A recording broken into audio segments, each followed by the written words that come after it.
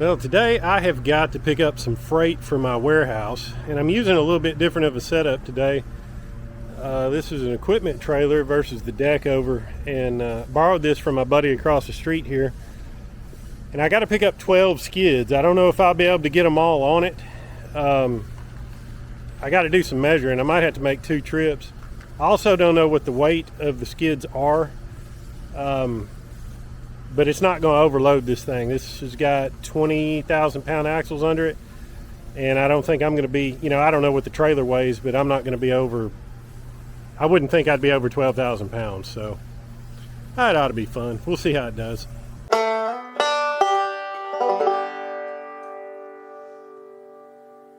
Well, when the trailer's empty, it's pretty darn rough.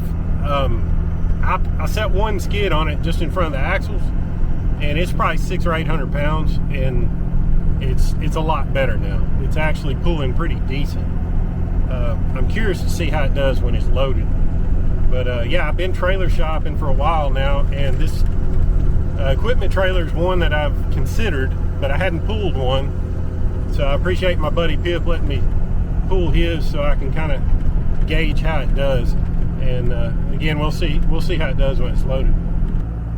Well, I'm loaded, but it's not as heavy as I thought it was going to be. I've got 9 skids.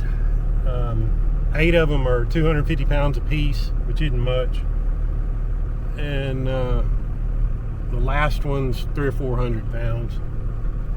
So, not going to get a good weight test, but we'll see how it pulls. It's like filled up the whole trailer except for between the fender wells. I thought I was going to haul 12, and I was going to set 2 between the fender wells, but they changed it to 9 there at the last. That's not uncommon. So, we'll see how it does. So it still jars the truck around a little more than the deck over would, but with a little weight on it, it's like 2,000 pounds or whatever.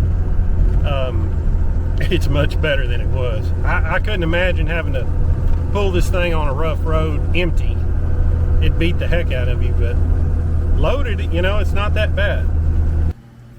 So with a trailer like this, I could really haul 12 to 14 skids with my freight spacers between the fenders. So that would be great. So yeah, I got some thinking to do. So after putting some serious thought in this trailer business, I picked one out.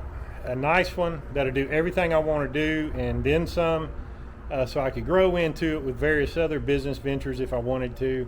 It's in East Texas. Had the numbers, about to give the folks a call. Then I decided to go a totally different direction, and I bought the cheapest F550 I could find. Now, why in the world would I come home with this monstrosity instead of a nice new trailer? Well, let me explain my thought process behind it, or lack thereof. I'm sure you'll let me know if I'm screwing up here, but it's got a 12-foot flatbed on it. My average delivery is 6 skids. 12 feet, wheel haul, 6 skids. The truck is sprung stiff. It's a 550. It'll handle the weight. In the event that I need to haul more than 6, which is, maybe 40% of the time, still got my trailer. I can haul 6 on it. 6 on the truck. That's a total of 12, and that's the most I'll ever need to haul typically. So it will handle the most immediate need. Also, I can use this for various other things. It's a crew truck. I can pull my tanker with it. I can it's got a turnover gooseneck in the bed, and then I've got my oil rig over here. If you've seen any of those videos, that truck will pull this rig, and I believe will do fine, as an oil field truck if I need to go that route with it.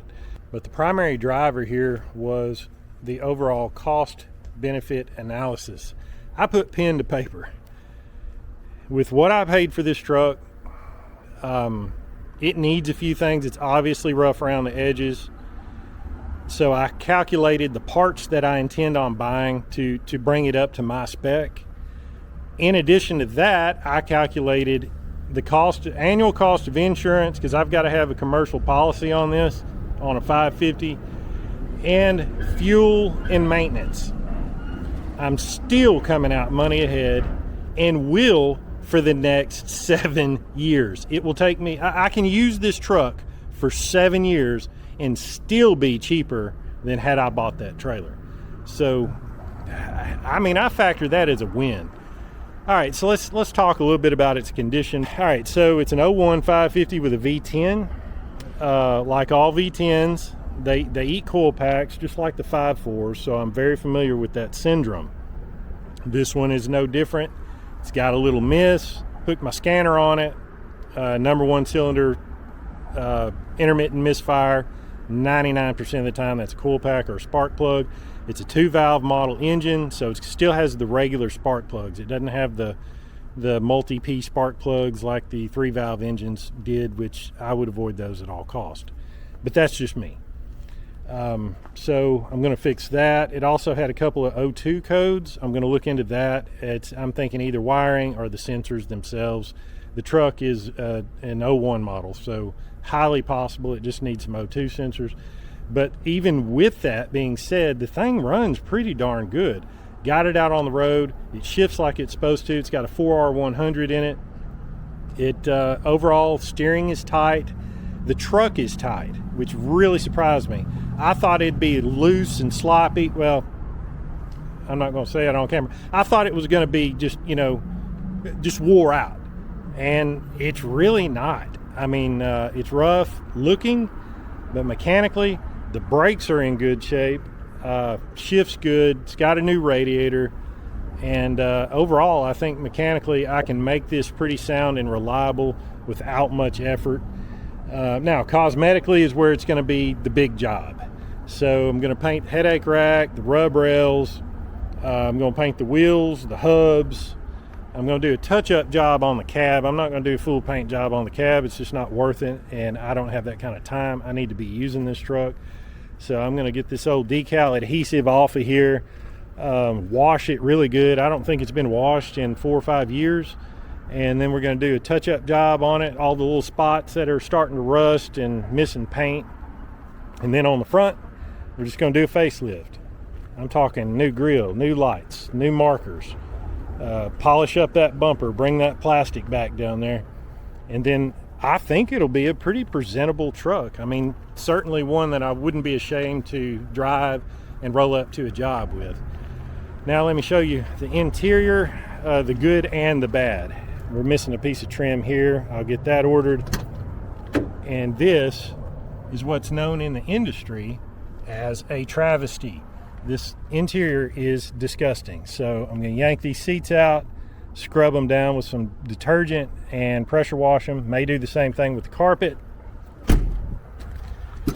The good part about it, it is an XLT, which means it's got power seats, power windows, power locks, tilt, cruise, power mirrors, and everything works, which just totally floored me.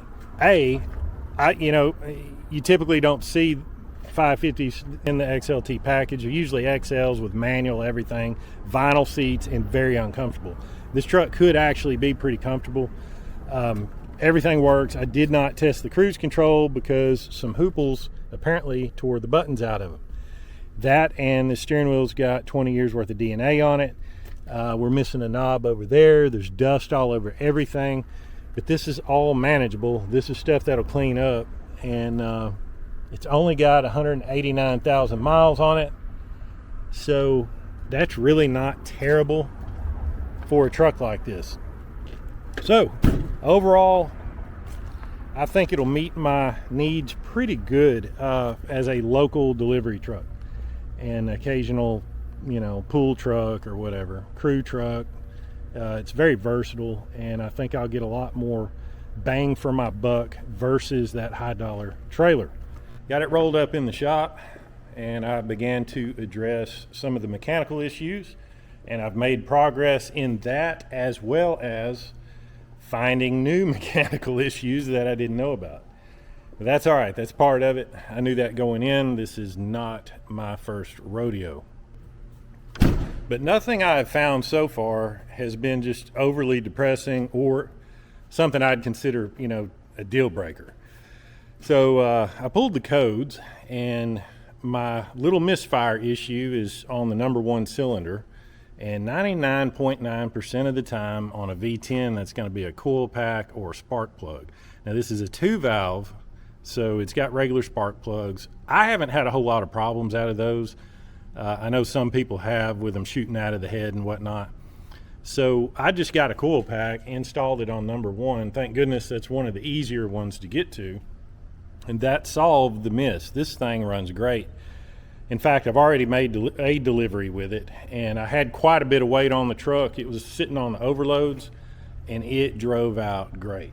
So the next thing I attempted to address is my O2 sensor code, and I believe it's the heating element in the sensor is it's drawing too many amps, and that could be due to a couple of different issues. I wanted to, rather than just immediately fire the parts cannon, I tried to do a little bit of diagnostic work, some due diligence to try to figure out exactly what was going on. First thing I did was check the fuse.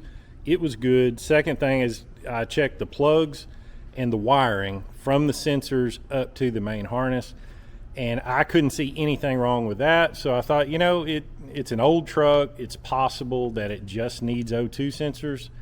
So I went ahead and bought a couple of O2 sensors, some Bosch sensors. They were like 125 bucks for a pair, and unfortunately did not solve the problem. So I'm thinking, you know, what else could be causing this? So I smoke tested the manifold and the intake system, and I found exactly 0 vacuum leaks. For an old engine, this thing is sealed up really good. So, you know, it's not a vacuum leak that I can tell. Another thing I might try is the coolant temp sensor. The only reason I'm a little suspect of it, the gauge on the dash does work, but the previous owner has just put a radiator in this thing, and the reason he had to do that is because the oil cooler in it ruptured and it was getting oil into the coolant. And what I noticed is I don't believe they flushed the coolant system, because there is chocolate milk, about a 1/4 inch level of chocolate milk on top of the new coolant. So I don't know if that could harm the temp sensor. I just don't know, but I'm going to go ahead and flush the coolant and put a new sensor in, because the sensors are cheap and easy to install. So no big deal. And just, you know, rule that out. If that doesn't fix it, I'm probably just going to have to punt on that issue for a little while. The truck's running amazing. I haven't noticed it running rich, but I know it's very possible that it is while it's cold. I think once it gets up to operating temperature, I don't think that condition poses a real problem. I'm not an expert. I don't know. You can tell me. But just given that I'm not having any drivability issues, if this doesn't solve the problem, I'm really not sure what else to check. So I'm just going to let it ride until I have time to just really dig into it, or talk to somebody who knows, you know, on these V10s real good. But I did find 2 other issues that, you know, it's just part of the deal when you've got an old truck. You need to expect things like this, but it's kind of unfortunate. I noticed with the front wheels, I've got an eye for how a truck sits, and you know, things stick out to me when they're not just perfectly right. So I noticed the front wheels had some negative camber, and that's basically just when your top of your tire is kind of bowed in a little bit. And I'll show you what I found there. So just feast your eyes on that lower ball joint. Yeah, so it's not supposed to do that. So the ball joints are shot. The lower ones are anyway. So I'm going to go ahead and get some ball joints ordered. I'm going to go ahead and do the upper and lower. So in addition to the ball joints, one more thing I found that needs to be addressed is the sway bar bushings. And apparently someone has replaced them before, but they put the wrong ones in it, so they don't even fit in the bracket. And I noticed when I hit a bump, now some of it's going to be the ball joints, but also, well, I'm on this creeper, I can't make it. But we got movement in here, and so this is a cheap and easy fix. So I'm going to get those ordered as well. So while unfortunate, those items aren't, you know, they don't really rise to the level of a deal breaker. But they're unfortunate not because of the cost of the parts so much as I just did not want to have to fool with ball joints. I hate doing that. So I'm going to get those parts ordered, and while I'm waiting on that, meanwhile at the Hall of Justice, I'm going to go ahead and start on some of the cosmetic issues on this truck. And I think the first thing I'm going to do is a touch-up job on this cab. And this is something that, if you know you've got an old truck that's got rather large spots that need to be touched up, I mean, honestly, it needs a paint job. But in the case of this truck, I'm not sure it's worth it. It's certainly not worth my time, because I'm using this truck on a weekly basis, and I don't want to have it down, you know, to strip it down and paint it and then put it all back together. I just don't think it's worth all that for a work truck, for this particular one anyway. So what I'm going to do is what I call a touch-up job, and it'll look pretty darn good from 20 feet away, and that's kind of the goal. So let me show you what I do when I do a touch-up job. So on these big spots, you're going to want to do some surface prep, and what I do is take like a foam sanding pad, or you could use a Scotch pad. You could use one of these Velcro sanding pads, whatever you got. And I just go over and smooth out. See all that rust that's flaking off of there? I just want like a real smooth finish. I don't go nuts with it. I don't go down to bare metal. I just knock down the big stuff. It knocks off the chips around the edge. You don't want to get off over into your good paint because it'll scratch it up. Then I get me a quarter paint and just get it as close as you possibly can to the original color. Now, white is one of the easier ones to do. That truck is Oxford white. There's only like 3 different shades of Oxford white. The one I got is the bright one. So I just got some gloss white Rust-Oleum. You want to get oil-based enamel, because what we're going to do to make this hold up is add a catalyst hardener. And what this will do is basically like give that paint kind of a candy shell. It'll protect it. It'll make it chemical resistant, and it'll achieve all this without having to put a clear coat on it. This is basically what's used in single stage paint jobs. So this was $15, this was $15. And this is the reason I don't use like spray paint, because spray paint only lasts for about a year out in the weather if you're lucky, and this will last for several years. So it's inexpensive. It's easy to do. I bought an assortment of sponge brushes that I got actually from, I think, like a Family Dollar or something. So I'll pour a little bit of this into a cup, a tiny amount of that. Instructions are on the back of this for mixing. I don't even read the instructions. I just kind of do it by taste. And get you a stir stick, and you are ready to go. So on these big spots, all you can really hope to do is make it look better than it did before to some degree. It's not going to look great up close. You can see the clear color difference because this paint is old and stained and this is new. It'll take some time for that to blend a little bit. It won't never be right. All we're doing here is putting lipstick on a pig. But if you get back further, I can't do it because there's a table behind me, but I'll pull this truck outside later. Like I said, 20 feet away, it's going to look so much better than it did. And so all I do as far as technique, now you're going to feel a little bit like Bob Ross here. That's good. That's fine. Embrace it. I start by dabbing around the edge. It's hard for me to look through the viewfinder and watch what I'm doing at the same time.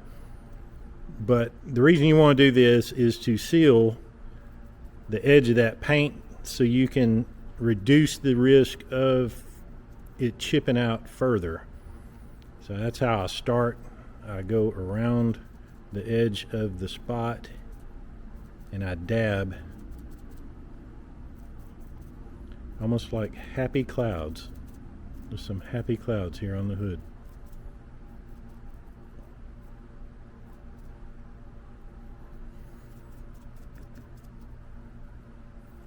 Then I'll do a wipe in the main section.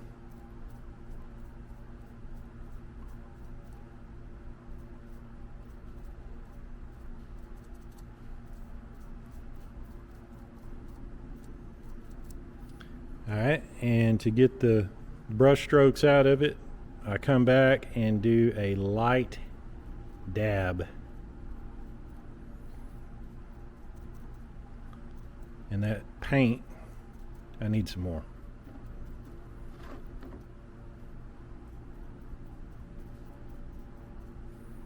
That paint will lay down. See, like, you can't hardly see any paint stroke, any brush strokes on that other spot, because this paint will lay down.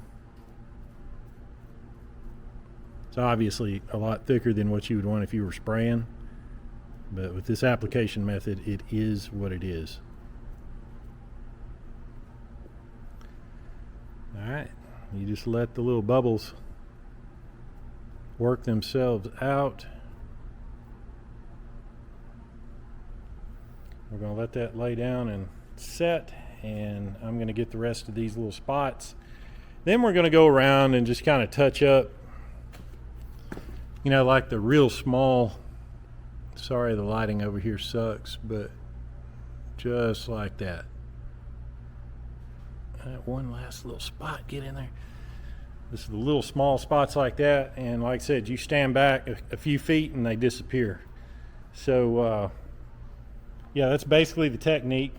So from a few feet away, it's really hard to tell unless I point it out. I mean, now granted, these spots I did on the hood were a lot larger than I normally do when I have a truck I'm working on. It's just the way it worked out. So yeah, when you get up close you can tell, but whatever the case, it's light years ahead of what it was. And yeah, by the way, I gave it a little facelift. We got new lights, new markers, new grill. I just got to revive that plastic trim on the bottom of the bumper. And so yeah, it's coming along. I'm gonna get my parts ordered, and there's other things I can do, you know, in the meantime, but it's gonna look great when I get them wheels painted, get that bed painted. It's gonna look like a totally different truck.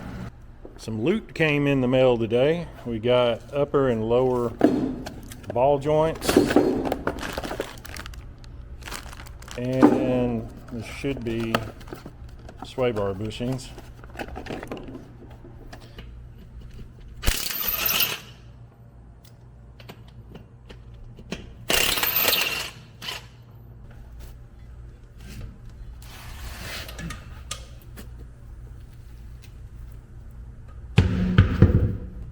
Oh yeah, that's what's known in the industry as totally shot.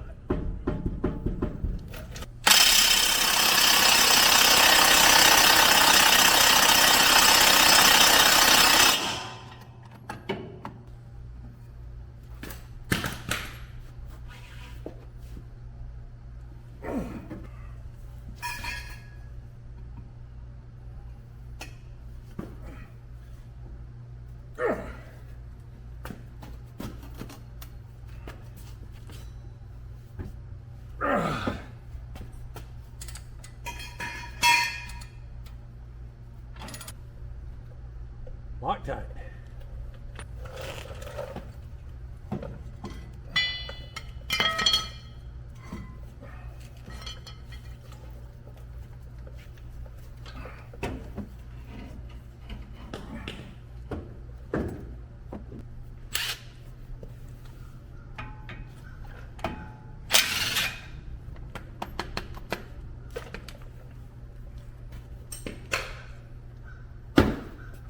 Ouch, touch that up again.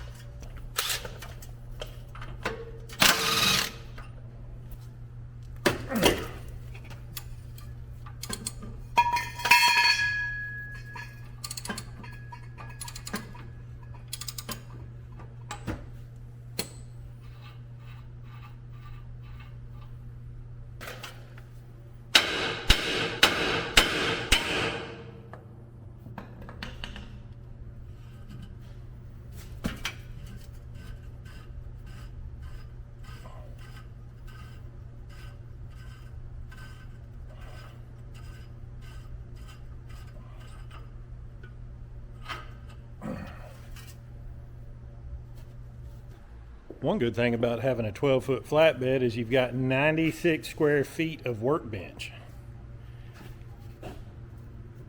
Oh yeah, she got a little jiggle going on. That sucker is wore out. So in addition to the loot I went down and got a ball joint press from Harbor Freight, and it should have what we need in there. They sell an add-on kit that's got a lot of different kind of adapters, but this is pretty straightforward. So you just pull this snap ring off of here, and I like to clean up the surface, shoot some 40 on it, hook up the press and the impact wrench, and just buzz these out. It's always easier said than done. In fact, ball joints is like the last thing I wanted to do on my weekend, but it must be done. So we're going to get to it.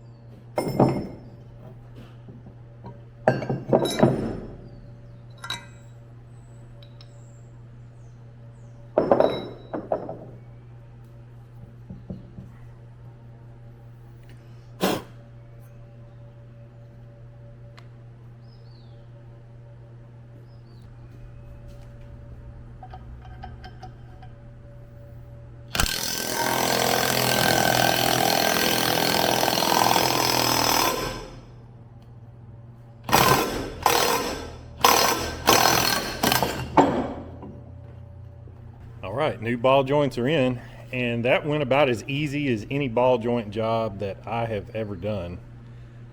So that was awesome. It pays to have the right tools. But speaking of right tools, I had everything I needed adapter-wise in that ball joint press kit from Harbor Freight, except what I needed to completely get this lower ball joint in. Luckily, I have a whole big assortment of pressing tools. I think they're for outboard motors like seals and bearings and whatnot. And so I had something that fit right over that, and I was able to do it with this. But if you didn't have something like that, I don't know how you'd get that the rest of the way in there, because you can't really hammer it because of, you know, clearance. So I guess you'd have to go back to Harbor Freight and buy the $70 adapter kit that's got a lot of bells and whistles in it. Anyway, everything went good, and I'm going to go back together with it. There's a couple other little things I want to sew up. One is the sway bar bushings, and this deserves a little bit of coverage here. So the same model truck can have multiple different types of sway bar bushings depending on how the truck is equipped and the diameter of the sway bar. So these are the first ones I ordered, and the only thing, when I found the part number for what I thought were my sway bar bushings, the only dimension it discussed was, or it listed, was the diameter of the sway bar. And these are correct in the diameter of the sway bar. Where they're wrong is, this is the bracket that come off the truck.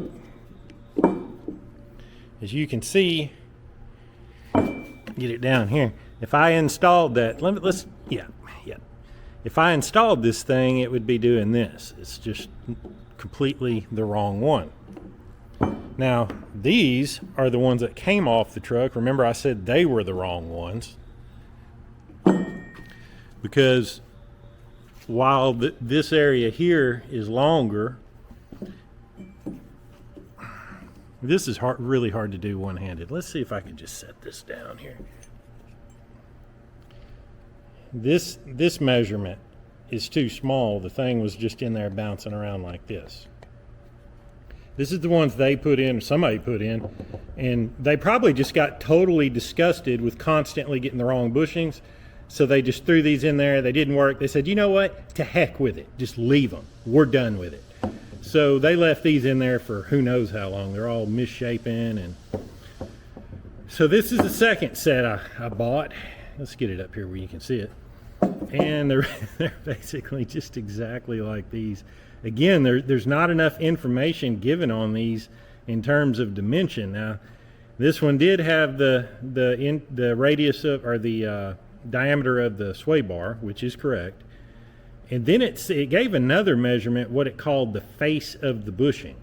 Now, I don't know if this is the face, or that is the face, or that is the face, but I measured everything I had, and I measured this new one, and there's no such dimension that matches what it said in the description.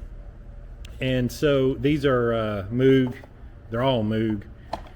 And so there's multiple part numbers for sway bar bushings that do not give you enough information to determine which ones is correct for your truck. So all I know to do is just keep ordering the stupid things until you accidentally get one that's right. Well, I ain't got time, and I ain't messing with that. So I'm going to fix these the way I see fit, and the way I'm going to do it, or I'm going to try, we'll see if it works. I found a radiator hose that had the approximate same inside radius is the word I'm looking for, as this bushing. So, and I trimmed it to where it'll kind of fit like so, and that will take up a lot of the play that I have in the thing. Now I'll mash this in there just right here in a second, but so that takes out all the play. It leaves me sticking out here a little far, but when I zip these bolts down, that'll tighten. I don't know, it may end up being too tight. I'm going to grease this and just kind of see what I'm left with, but I think the concept is sound. It may not last as long because this hose could, eventually mash out. Now the thing is just stuck in there.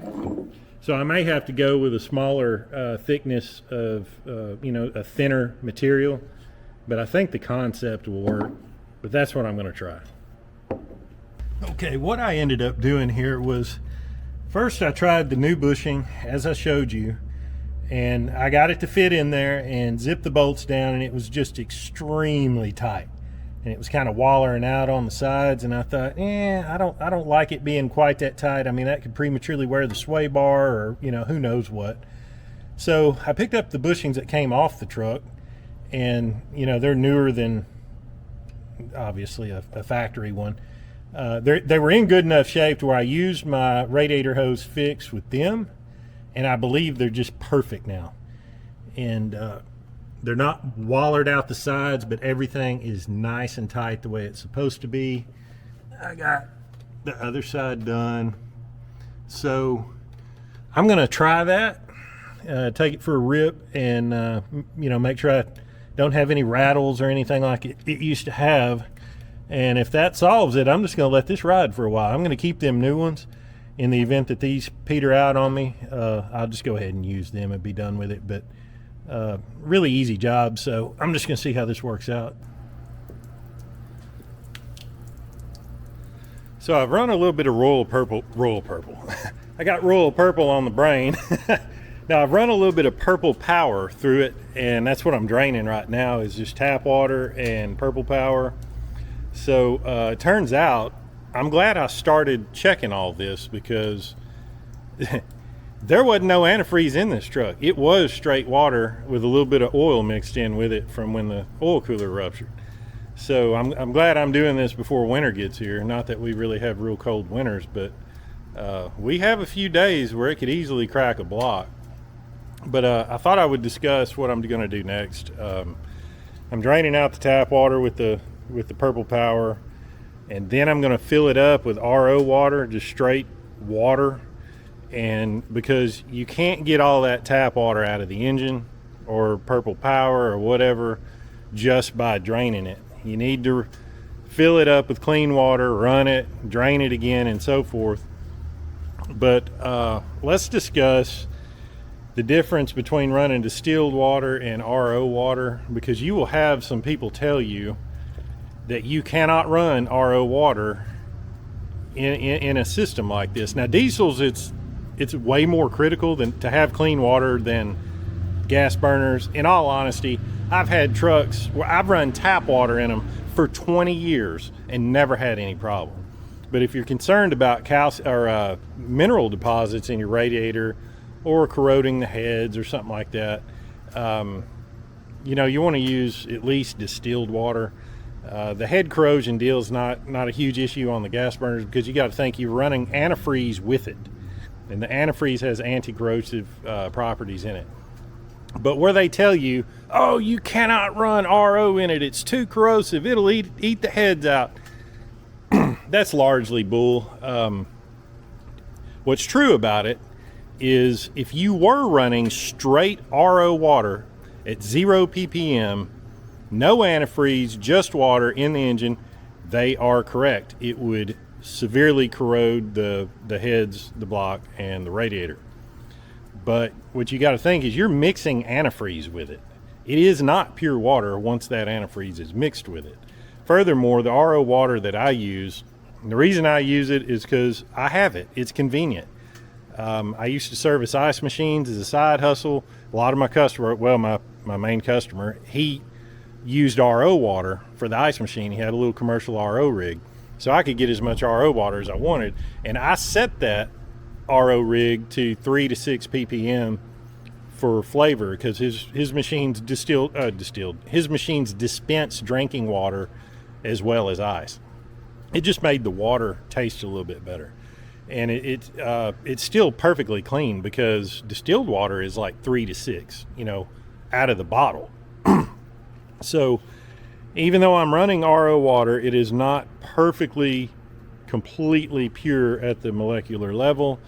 And now my buddy across the street, he's got a large commercial RO skid for his water jet, and so I still have an endless supply of RO water. So since it's just readily available, I'm going to use that over tap water.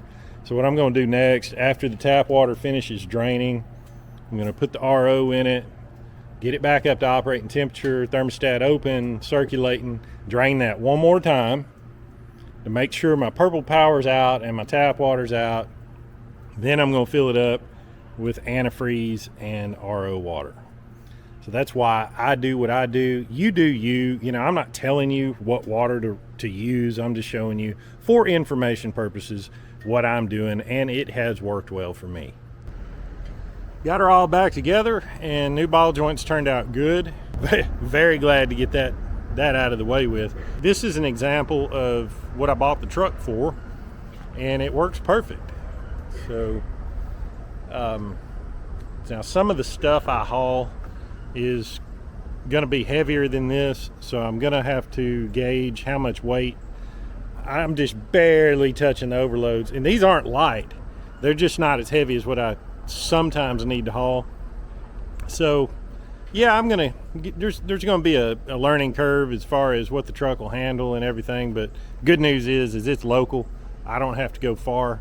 And so now I'm going to get this offloaded, and as soon as I get a chance, we're going to get on that bed and those wheels.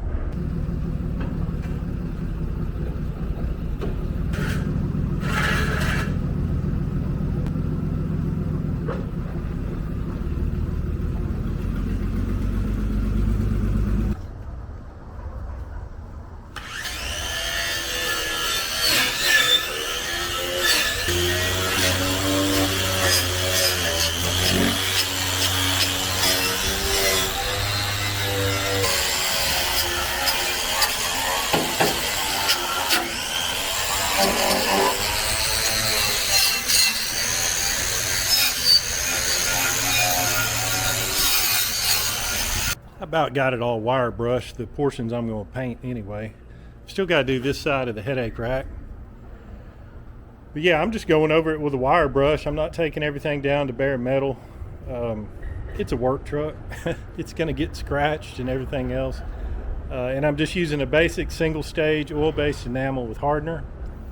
And I've had really good luck with that. I've had it, that F-250 down there, I did the frame and hubs on it, I don't know, probably 8 or 10 years ago. I'll show you how it's held up. Now, you won't be able to see the hubs because the hubcaps are on it. But I did the frame inside the wheel wells, you know, parts that were visible, and it still looks great considering that was 10 years ago. And when I say this thing gets covered in mud, this truck gets filthy, and it may stay filthy for 6 or 8 months between washes, and it'll sit out in the weather. I just recently really cleaned it up, parked it under the awning for the summer, because I don't really use this truck during the summer. I'm fixing to get it back out in the next couple weeks as fall arrives, and I'll be needing it in the woods. But that method of paint has really served me well. I did this truck too, I don't know, probably 5 or 6 years ago, but this truck really hadn't gotten used yet. This is a project, so it's still in the works, but I did the frame and all kind of the same way with it. And this bumper, it's got moss growing on it, but with the paint still in really good shape from sitting out in the weather. And I'm going to do the same thing on this truck. I just knock off the big stuff, get it as clean as I can, not bare metal or anything like that. It's just not worth it on a work truck because it's going to get banged up. But it'll look really good for a really long time. Headache rack's pretty important. So I'm getting all the loose rust and crap off of it. And then I'm going to spray it. And one little trick I learned when I paint hubs, now in this case I'm not real worried about this flange because the wheel's going to cover that up. So I've cleaned up the inside hub. A little trick I do to keep the paint from gumming up the threads, I put a little anti-seize on them, and then I roll the lug nuts up on the threads to distribute it pretty equally, and that will keep the paint from sticking and hardening in the threads. This is how I mask off tires when I go to paint a rim. I use transfer tape. This is 6 inches wide. It's kind of like masking tape, but it's reasonably inexpensive. I think this rolls like $12 or something. And on a good dry tire with no, Armor All or anything on it, lay your tape out and then just take a blade and go around the rim.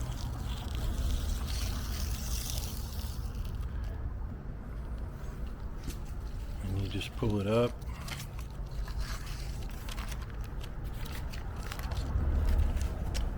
And then you may have to go down and kind of this number.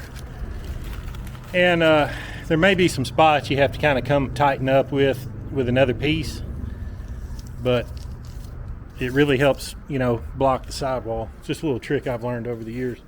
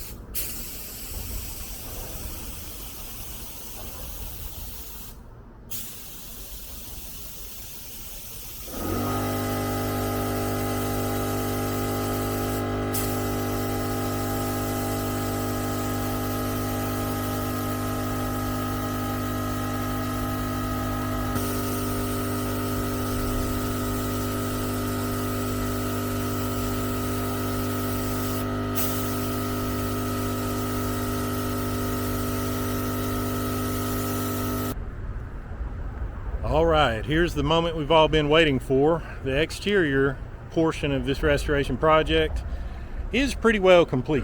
I've done about all I'm going to do to it. Save a few little things, like, there's no project that's ever really complete you always find little things you want to add, accessories, little things to fix that you didn't notice. You know, so there'll be some of that going forward, but all the big stuff's done. And like I said before, and you guys didn't believe me, but I made this into a presentable, professional looking rig that I would not be ashamed to drive or roll up to a job with. And money wise, it didn't take that much. And I love taking an old truck that has potential, that's been neglected, and fixing the thing, you know, breathing new life back into it, getting it back out on the road, getting it looking good, functioning properly. And I believe that is what I've done here, and so I really look forward to using it. I've already got work lined up for it. I've already been using it, actually. So far it's turning out to be a good rig. So for a quick recap of what I've done to it so far, mechanical wise, we did replace the coil pack, flush the coolant system, put new ball joints in it, new sway bar bushings, and what else? I don't know if I'm forgetting something. It didn't need all that much mechanically, thankfully. The biggest part of the work was in the cosmetics, and that really takes a lot of time and patience, and you know, a lot of people, to me, the mechanical part's kind of the easy stuff. It really takes patience to get through the cosmetic because it's really not fun. I mean, I enjoy doing it, but the only way I get through it from start to finish is I can visualize what that truck's going to look like as a finished product. I can see it before I ever get there, and that's what kind of keeps me driven to get it done, because I know it's going to look awesome when I finish with it. That's really the only way I can get through it, because a lot of it, even though I enjoy it, you know, the grinding and all that kind of mess, that's not really fun. So cosmetic side, touch-up job on the cab, and that turned out really well. Just like I said, you know, from a few feet away, you can't even see the portions that I touched up. Now, when you get up close, you can see it. But, you know, such is life. It's a work truck. Who cares? You know, it looks good. So new grille, new headlights, new marker lights, cleaned up the bumper, and then we went to the bed and stripped it down, painted the rub rails, the headache rack. I didn't do the whole headache rack because it really wasn't that bad. I just did the parts that were really skint up. Painted the mud flaps. See, those look 100% better. Way better. Now we'll see if the paint holds up on the mud flaps. If it doesn't, I'm just going to buy some black ones to put on it. I didn't get everything painted that I wanted to, simply because I misjudged how much paint I was going to need, and I was running out. So I really had to just focus on the important stuff. So I got the trailer hitch. I wanted to get that bar across there. That used to be for a lift gate. I really wanted to get that, but it just didn't work out. Got the hubs. That was critical. The spare tire carrier, and then obviously the wheels. And the wheels turned out great, and I'll show you the paint that I used on the wheels. Typically I would use a spray rig with some oil-based industrial enamel and add a catalyst hardener, a little bit of reducer, and that's the correct way to do this kind of stuff. That's the only way paint will last. If you rattle canned everything that I painted, A, it would cost 3 times as much buying rattle cans, and B, it would not hold up more than a year. I've been that route. This method, this kind of paint holds up for years, and but I wasn't able to do that on the rims because I couldn't find the right color in the appropriate quantity of paint. The only way I was able to find it was by the gallon, and that was just insane. I didn't need that much. So ended up going with Rust-Oleum high performance enamel, and it's super fast dry. I can attest to that. It dries very fast. Went with aluminum, and that ended up being an awesome color that is almost an exact match to the modern Super Duty Fords, what comes on those trucks that have Steelies. And what came on this truck factory was light gray, and I could not find a light gray in a rattle can in the high performance that I thought would hold up good. But I was able to do 4 wheels, 19.5s, 2 coats, and I've still got over a quarter of a can. This is a tall can, but I think this was like 10 bucks, and I think it worked out really good. I mean, we'll just have to see how long it holds up, but I'm happy with it. And so then I put marker lights on the bed. The markers that were there were unacceptable, broken, and in incorrect locations. I've got them protected under the rub rails, and they are in alignment with each other, so it will look correct and function properly. Now, they are kind of asking, these rear ones are kind of asking to get busted out because they're back here in the open. I mean, from a side impact, they would get some protection here, but that's why I went with the guarded ones, and they're armored, so presumably, if something were to hit that, as long as it wasn't too terribly hard, it wouldn't bust them out. We'll just have to see. If I start having problems, I will weld something back up in here to mount that to tuck them up and get them out of the way. But I didn't really have that luxury on the front, and I wanted to keep them aligned with each other, so we're going to try this. It looks good. We'll see if it functions well. And for tail lights, I ended up staying with what was on the truck because they cleaned up nice. As for the codes that are popping up, as soon as I finish with the interior, I'm going to get this over to my buddy's shop where he can hook up to it, read the live data, and see what's going on. I don't think it's going to really be anything serious. The truck runs great, but that's top priority to get fixed because I want this thing to be buttoned up and roadworthy and ready to work end to end. So that's where it's at. Still have to do the interior. That is going to be the next phase in this project. But that'll have to be in part 2 because this video has already gotten insanely long.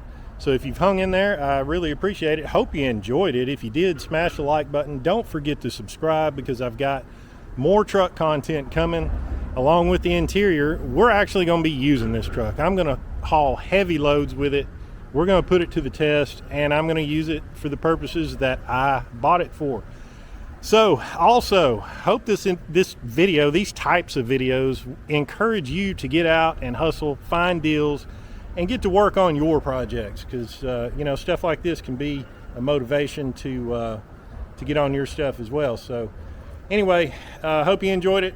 See you guys in the next one. Really, the only drawback I've seen to using the truck is I wish it had a wide track front end because it takes 5 acres to turn this thing around because it's got no turning radius with that front end. Well, that and it's long as a horse dream.